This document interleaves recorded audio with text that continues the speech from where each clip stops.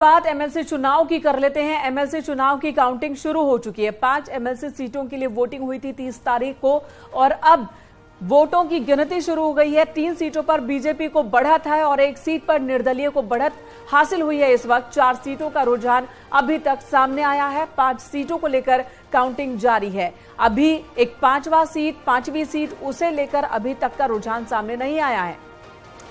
तो 5 सीटों पर मतदान हुआ था जिसकी काउंटिंग जारी है। 4 सीटों की अगर हम बात करें तो बीजेपी आगे चल रही है। हालांकि दावे तमाम पार्टियों की तरफ से किए गए थे, लेकिन मुख्य जो मुकाबला था वो भारतीय जनता पार्टी और समाजवादी पार्टी के बीच में देखा जा रहा था। और अभी तक के जो रुझान सामने आए हैं उसको देखकर लगता है कि जनता ने इस बार भी भारतीय जनता पार्टी पर अपना भरोसा जताया है। हालांकि समाजवादी पार्टी के नेताओं की तरफ से झड़प भी देखी गई। अंदर काउंटिंग जारी थी और बाहर ये आरोप लगाए जा रहे थे कि जो वोट जनता ने समाजवादी पार्टी को दिए हैं वो बीजेपी के पक्ष में डाले जा रहे हैं और इसीलिए बीजेपी आगे है। तो समाजवादी पार्टी के कार्यकर्ताओं ने, नेताओं ने हंगामा किया है। खासकर गोरखपुर में हंगामा देखने को मिला है। इनका कहना है कि काउंटिंग में गड़बड़ी की जा रही है।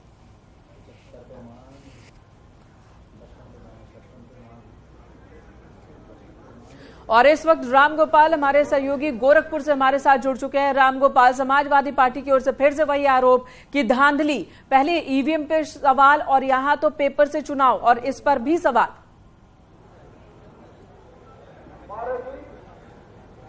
बिल्कुल, और चूंकि अधिमान 1 की वोटों की गिनती अभी चल रही है तो इसी दौरान चूंकि जब बैलेट पेपर खोला जाता है, हर टेबल पे 50-50 बंडल के 20 बंडल रखे गए हैं 50-50 बैलेट के। जब बैलेट पेपर खोला जाता है तो बाकायदा दिखाया जा रहा है जो उनके एजेंटों को कि 1 नंबर किसके आगे लिखा हुआ है और वहीं पे वो रखा जा रहा है। इस दौरान अगर समाजवादी पार्टी के जो एजेंट हैं, प्रत्याशी के एजेंट वहां पे मौजूद हैं, अगर वो नहीं देख पा रहे हैं तो वो तुरंत हंगामा करना शुरू कर दे रहे हैं कि यहाँ पे जो है हमारे वोट को भाजपा में रखा जा रहा है। और उसके बाद फिर जो है जो कर्मचारी होता है वो दिखा रहा है और फिर जाके मामला शांत हो रहा है। तो एक तरीके का नोक-झोंक यहाँ पे देखने को मिल रहा है। शुरुआत टेबल नंबर 9 पे हुई जब समाजवादी पार्टी के जो प्रत्याशी उनके एजेंटों ने इस तरीके के सवाल उठाया तो वहां पे नोक-झोंक हुई और उसके थोड़ी देर बाद टेबल नंबर 1 पे भी इसी तरीके का नोक-झोंक देखने को मिला है।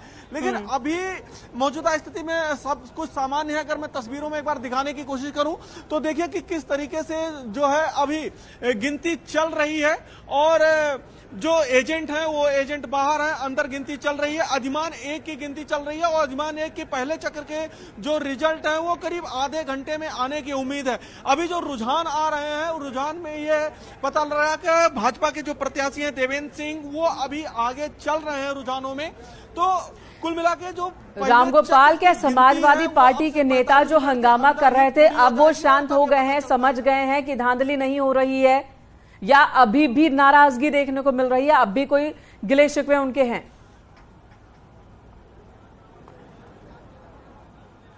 हंगामा नहीं, इसको एक नोकझोंक कह सकते हैं, क्योंकि उन्होंने जो सवाल वो उठाते थे वो सीधे कर्मचारियों पे सवाल उठा रहे थे कि आप हमको दिखा नहीं रहे हैं और उस पर प्रतिक्रिया भाजपा के लोग दे रहे थे कि आप देख नहीं पा रहे हो। तो उसके बाद जैसे ही ये सवाल उठाए नोकझोंक शुरू होती है, वैसे ही वरिष्ठ अधिकारी वहां पे पहुंचते हैं और उनका ये कहना था कि अंतिम निर्णय चूंकि एआरओ और आरओ के लेवल पे होगा तो उसके बाद उनको जैसे ही समझाया जाता था 2 से 3 मिनट के अंदर वो मामला शांत हो जा रहा था।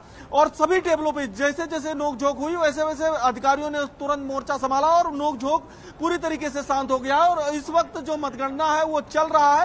रामगोपाल, ये बताइए कि तस्वीर कब तक साफ हो जाएगी कि कौन सी सीट पर कौन सी पार्टी विजय हासिल करती है? कितना वक्त और लगेगा?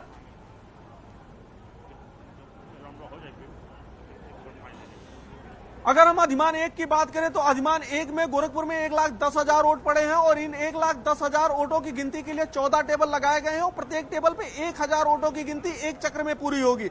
यानी कि 7 चक्र में करीब 1,000 और उसके बाद 8वें चक्र में 825 और 1 चक्र को पूरा करने में कम से कम 1.5 से पौने 2 घंटे का वक्त लग रहा है। यानी कि 1,10,000 वोटों को गिनती करने में 14 से 16 घंटे का वक्त लगेगा। यानी कि अधिमान 1 की ही गिनती जो पूरा होगी वो कल सुबह 8 बजे तक पूरा होगी। अगर उसमें भी तो ऐसे में थोड़ा सा इंतजार करना होगा। आप बने रहिएगा, अपडेट आपसे आगे भी लेंगे। अमित गंजू भी फोन लाइन पर हमारे साथ में जुड़ गए हैं। अमित, आप कौन से सीट पर इस वक्त मौजूद हैं और आपके पास में क्या अपडेट है मतगणना को लेकर?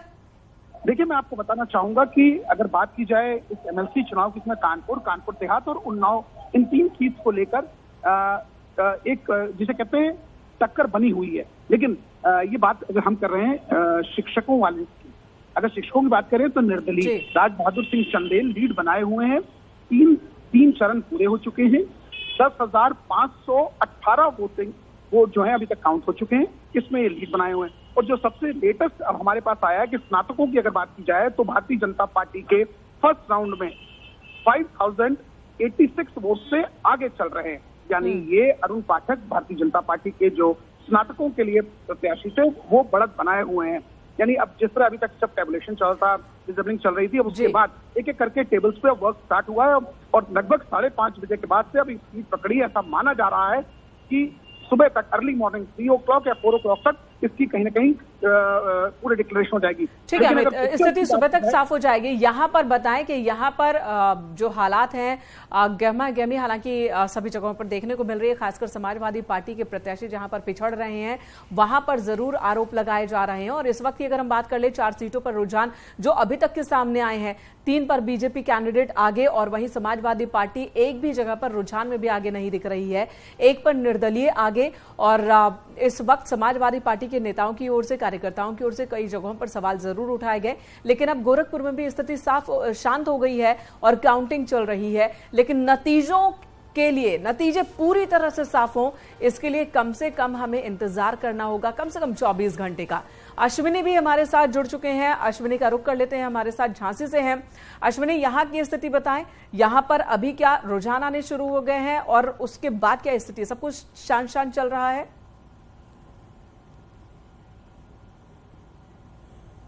हाँ, देखिए, काउंटिंग स्थल के बाहर और काउंटिंग स्थल के अंदर दोनों जगहों पर फिलहाल शांति है, क्योंकि 3 राउंड की जो मतगणना का जो शोर पार्टी के स्तर से हो रहा है वो फिलहाल अभी पार्टी के स्तर से, आधिकारिक स्तर से कुछ नहीं है।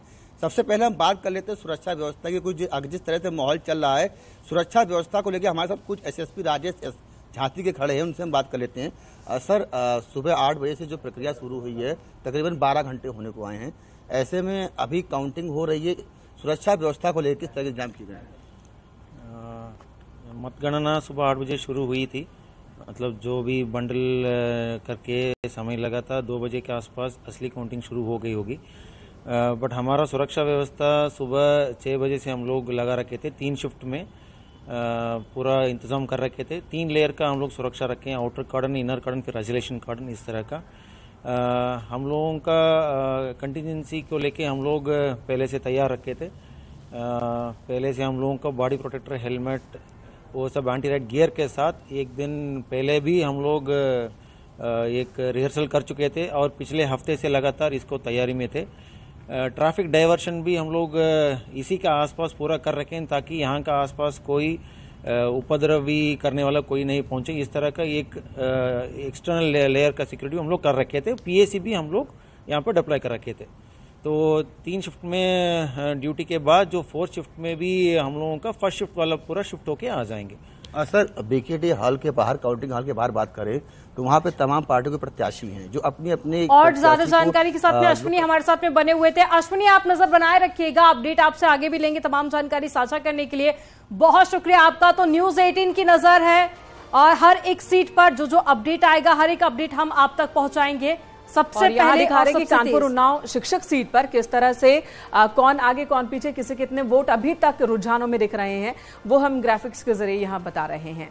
चलिए अब बात कर लेते हैं समाजवादी पार्टी के नेता स्वामी प्रसाद मौर्य की, जो लगातार रामचरितमानस पर सवाल उठा रहे हैं, रोजाना ट्वीट कर रहे हैं और रामचरितमानस की चौपाइयों का उल्लेख कर